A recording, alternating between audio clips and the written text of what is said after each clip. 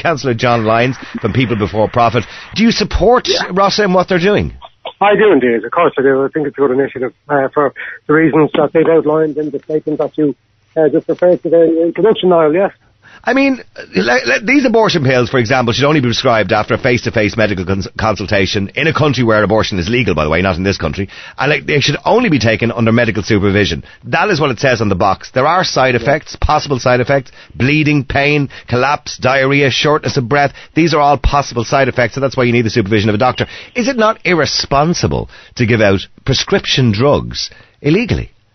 I think it's irresponsible that we failed over a 30-year period, Niall, to legislate for women's right to choose. I think you've had a full generation of women having no say over their reproductive rights. And the fact is, this is already happening, you know.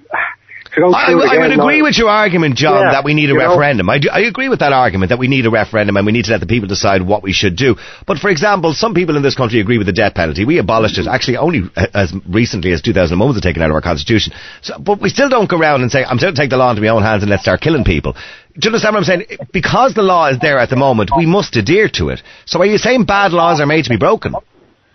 Well, Niall, I think on this issue, the fact that abortion is illegal, but it's happening, and it's a health issue, it's a woman's health issue, I think we need, as a country, we need to have that conversation. We have the Citizens' Assembly, which is going to conclude and publish its findings soon. I think the indication from the media reporting of it is that the majority of people are overwhelmingly in favour of a more relaxed regime to be in place. So, for example, that there would be a huge amount of support for repealing the 8th Amendment to the Constitution, but also, even within that, there are a good number of people who are in favour of having abortion in certain circumstances. So I think this initiative by ROSA is more. They did, as you say, as I said, they did it last year, and they're doing it again, because I think women have had enough, and I don't need to speak for them. I think they've had enough of having had middle-aged men telling them what they can and cannot do with their bodies, and so they're taking the initiative. They're going. Well, when you say middle-aged men telling them what they can and can't do, I believe that's a bit of a mute argument. It just so happens that men happen to be in power up until recently. Now we have a lot of women. It's not. It just happens that it's structured that way. In that it's much more difficult. I even see in the council we're going to be discussing it tomorrow morning, a protocol in relation to childcare facilities for. But John, the government have said we have the Citizens' Assembly, as you rightly said, which should have the report back by June. And the government have said, look, we're doing something about this. We have the Citizens' Assembly. We've accepted, recommendations from people and letters from people and submissions from people. We're going to put it all together. We're going to come up with a plan. There will be a referendum at some point. Obviously they haven't put a date on it. Can we not just wait till that happens before taking the bull by the horns and handing out prescribed drugs? Well, Niall, again, I think, this argument, I don't know how many cans exactly, I think I've lost count. This particular government, which is very weak, has actually kicked down the road. But this is one of the most serious ones. Women can't wait. As I say, it's been so long. And that's fact. How many other cases do we need of terrible situations that will emerge from our hospitals in which women need to have an abortion in order to save their own lives? But John, if you brought home a pack of abortion pills from the United Kingdom and handed them to somebody and they went off and had an abortion, technically speaking, you're aiding and abetting that woman have an abortion, which is 14 years in jail. It's a very serious offence in this country. Well, that legislation that you referred to, the 14 years, was an obscenity. The fact that was included in the legislation, which the Labour Party, which has trumpeted its pro-choice position for a number of decades, the fact that they stood over that insertion of that particular provision in the Protection of Life During Pregnancy Bill in 2013 was an absolute obscenity and shouldn't have happened. But they're classing it as murder or infanticide, which it would be in this particular situation, because obviously they're talking about the killing of the unborn child. So that's why the sentence was 14 years, wasn't it?